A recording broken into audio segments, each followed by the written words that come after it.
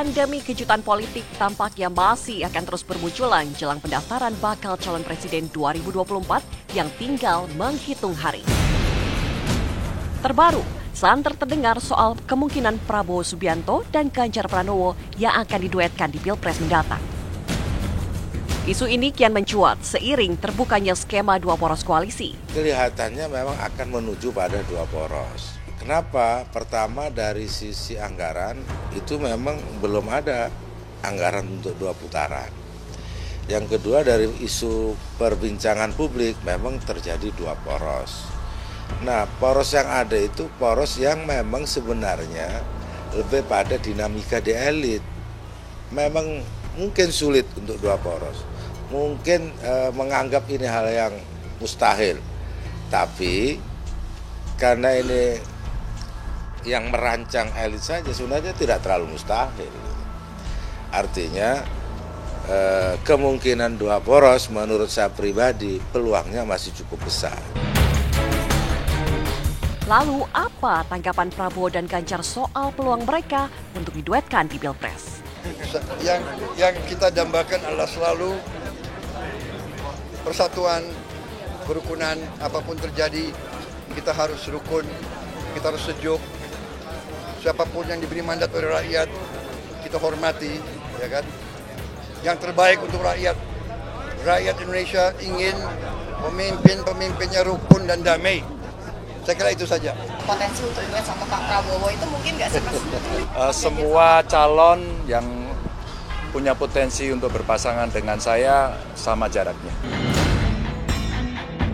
Ketua DPP PDIP Puan Maharani pun tak menjawab tegas soal kemungkinan duet itu.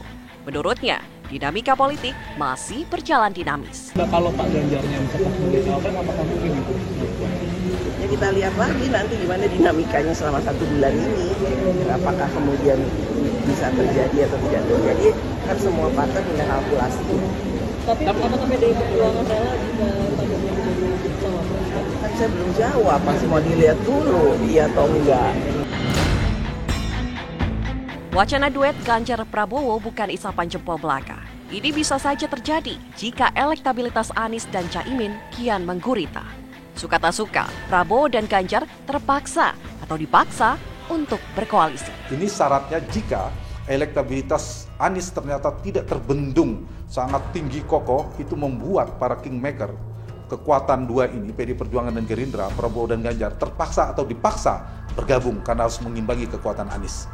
Nah, mereka bersama, Prabowo wakilnya Ganjar atau kombinasinya wakilnya Gibran merepresentasikan, atau Mbak Puan malah merepresentasikan PDIP atau sebaliknya, ini akan menjadi pertimbangan. Itu dinamika, ada potensi, poin saya. Rencana Pilpres dengan dua pasangan calon sejatinya juga tidak mengejutkan. Jauh-jauh hari, pemerintah memang menyediakan anggaran Pilpres hanya untuk satu putaran saja. Kendati terus bergulir, dua poros pada Pilpres 2024 harus diwaspadai karena rentan memicu polarisasi di masyarakat. Kalau kami berharapnya PKS bisa lebih dari dua pasangan agar supaya kejadian-kejadian seperti pada pemilu 2019 tidak terulang. Terjadi polarisasi yang kuat di tengah masyarakat di antara dua pasangan ini, sehingga perilaku seperti ungkapan cebong, kampret itu berterus-terusan. Ini nggak sehat untuk negeri kita. Untuk menduetkan Prabowo Ganjar atau sebaliknya Ganjar Prabowo memang bukan perkara mudah.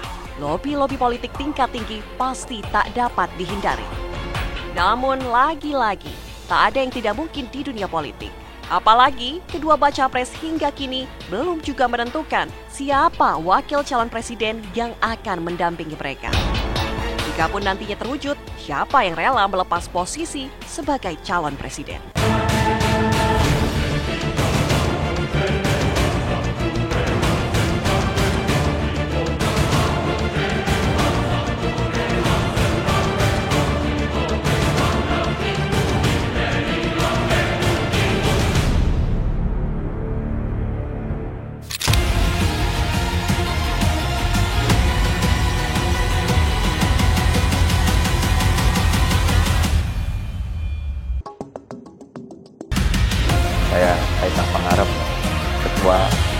PSI saat ini.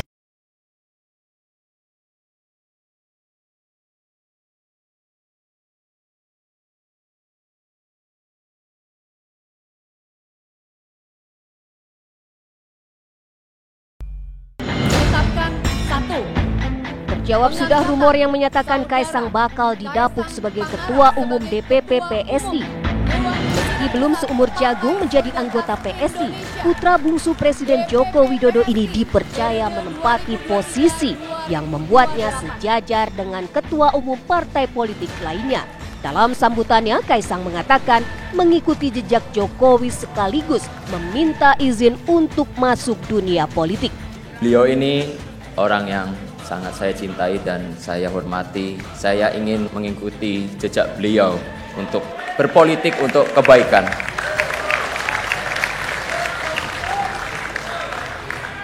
Kepada Bapak, saya ingin menyampaikan izin saya mau menempuh jalan saya, Pak. Pengangkatan Kaisang sebagai Ketum DPP PSI itu sekaligus memicu perubahan dalam percaturan politik Indonesia, khususnya menjelang Pilpres 2024. Pakar politik Universitas Paramadina menilai, masuknya Kaisang semakin mempertegas sikap politik dua kaki Jokowi. PSI belum mendeklarasikan dukungan dalam Pilpres 2024, namun Partai Mawar Putih itu memberi sinyal kuat bakal mendukung Prabowo Subianto. Rasanya dengan skema ini, Presiden Jokowi mencoba untuk bermain dua kaki. Di satu sisi, dia tetap meletakkan putra pertamanya, juga Wali Kota Surakarta, Gibran, untuk berada di PDIP, tetapi di saat yang sama kemudian meletakkan Kaisang sebagai ketua umum hanya dalam waktu 2 hari pasca rekrutmen di PSI, dan besar kemungkinan PSI akan memberikan dukungan secara terbuka kepada Prabowo Subianto. Jika terbukti PSI mendukung Prabowo, maka hal ini menjadi sinyal buruk bagi PDIP dan Ganjar Pranowo. Mengacu pada hasil Pilpres 2019, perolehan suara Jokowi dan Prabowo di Jawa Tengah terpaut sekitar 11 juta suara. PSI yang dipimpin Kaisang diprediksi akan menggerus suara PDIP jika berbeda dukungan dengan PDIP. Kalau misal kemudian PSI mampu melakukan penebalan basis pemilih loyal, terutama dengan mengambil segmen pemilih loyal Joko Widodo, maka besar kemungkinan hal itu akan menggerus basis elektabilitas dari Ganjar Pranowo yang mengandalkan kekuatan di Jawa Tengah. Situasi ini betul-betul harus diantisipasi oleh PDIP, karena kemudian kalau misal tidak terantisipasi, tidak dimitigasi, maka besar kemungkinan mesin politik PSI bisa menggerus secara efektif basis pemilih loyal Ganjar Pranowo, dan juga di saat yang sama bisa mencuri basis pemilih loyal dari PDIP. Masuknya Kaisang ke PSI juga memicu polemik dualisme partai dalam keluarga Joko Widodo. PDIP memiliki aturan yang melarang keluarga inti kadernya berbeda partai. Ya memang ada aturan bahwa satu keluarga tidak boleh beda partai politik, kan itu. Nah, namun detailnya apakah yang tadi sudah berkeluarga, bagaimana teknis pengaturannya, itu mungkin nanti biar DPP yang mengkajinya, DPP partai. Nah, kami juga sedang menunggu kajian dari DPP partai terkait dengan adanya presiden seperti ini. Yang jelas umpama kalau di PD Perjuangan, suaminya PD Perjuangan, istrinya partai lain, nah itu memang nggak boleh. Aturan itu menyebabkan sejumlah kader PDIP dipecat. Mereka terdiri dari bupati hingga gubernur. Pada 9 Mei 2023, PDIP memecat Gubernur Maluku Murad Ismail sebagai kader PDIP.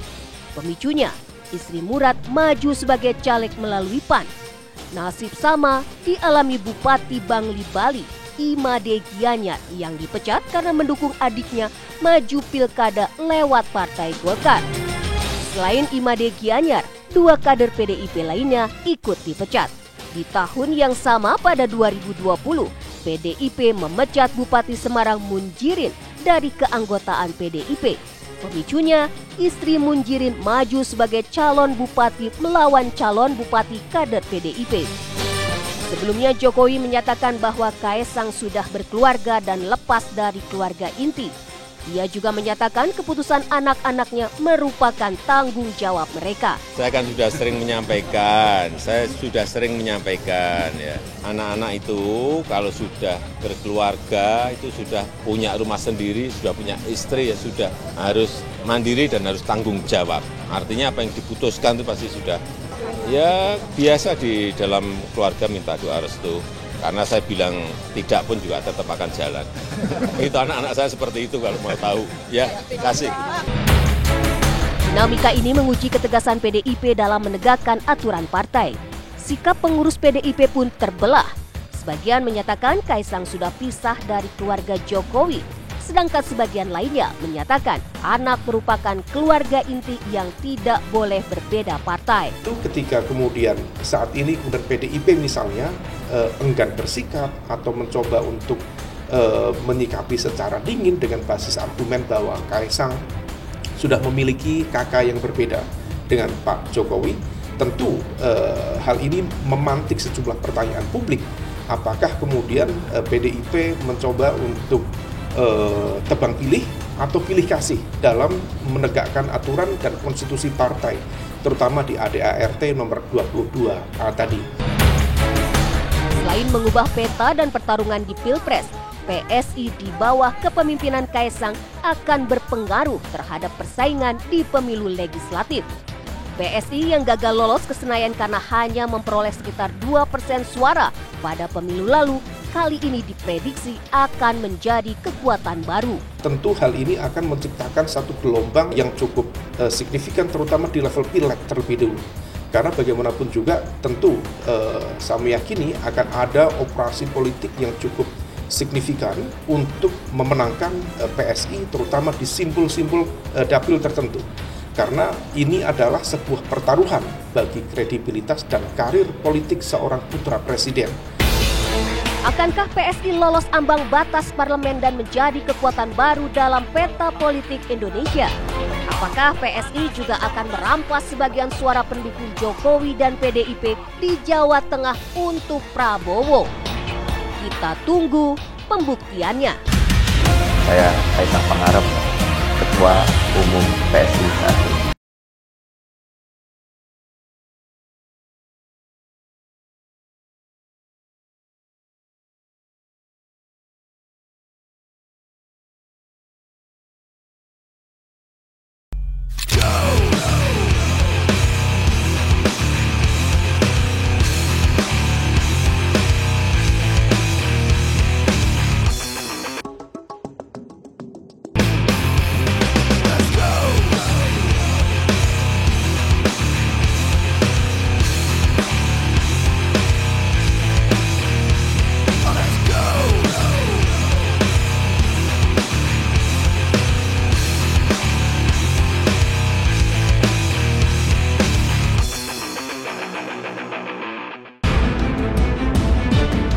Artis ataupun pesohor menjadi magnet bagi pengikutnya.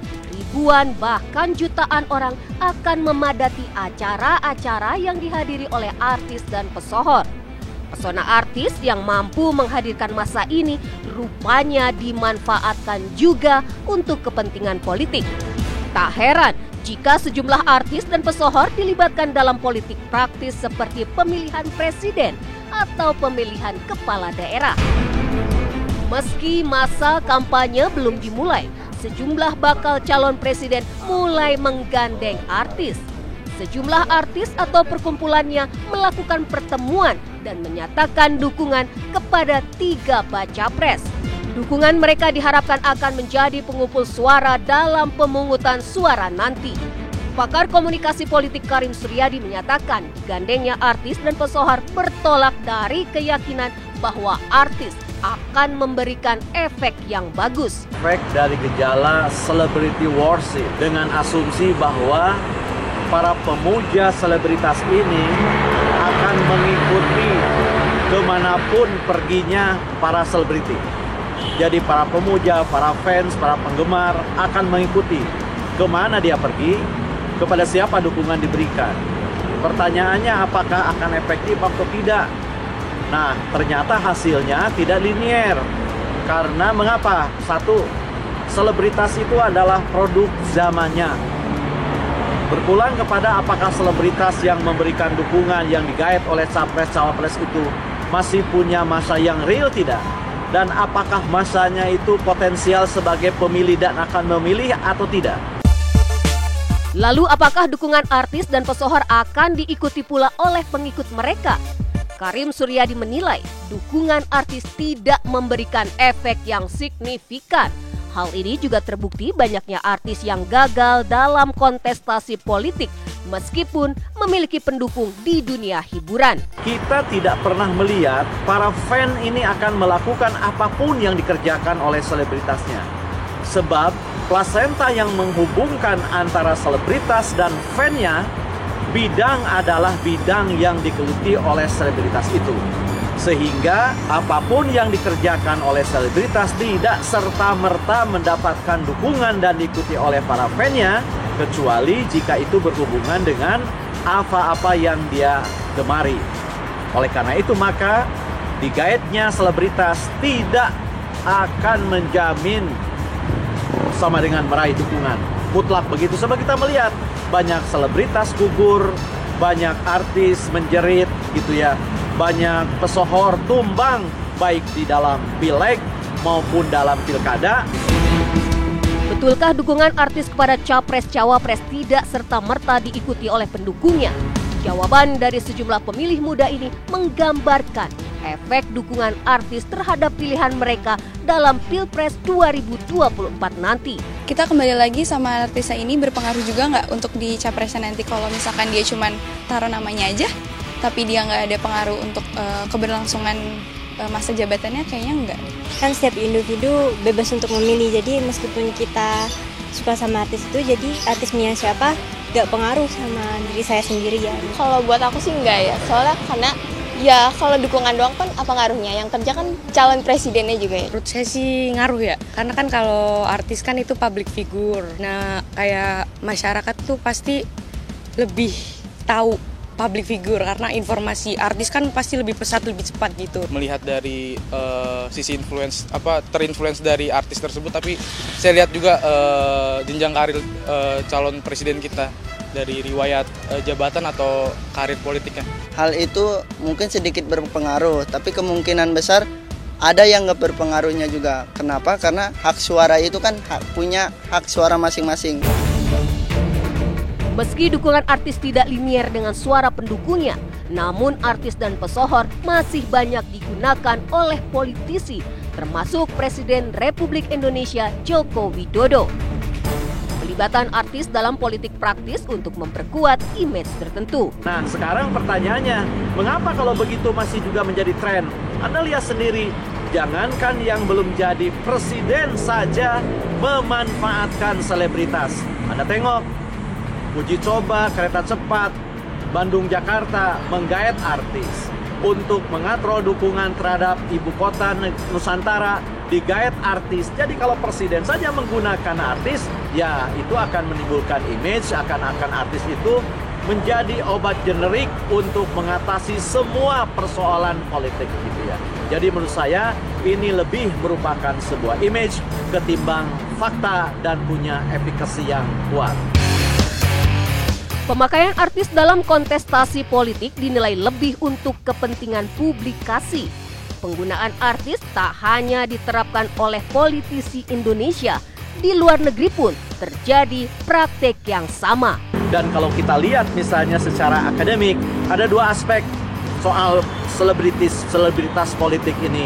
Yang pertama, para politisi atau pemimpin terpilih menggunakan sentimen publisitas, sentimen artis ini dengan cara menggait jasa mereka, mengajak mereka seperti yang dilakukan Presiden terhadap kasus LRT dan IKN. Yang kedua, yaitu tadi yang original artis menggunakan jaringan hubungannya, dukungannya, fan-nya.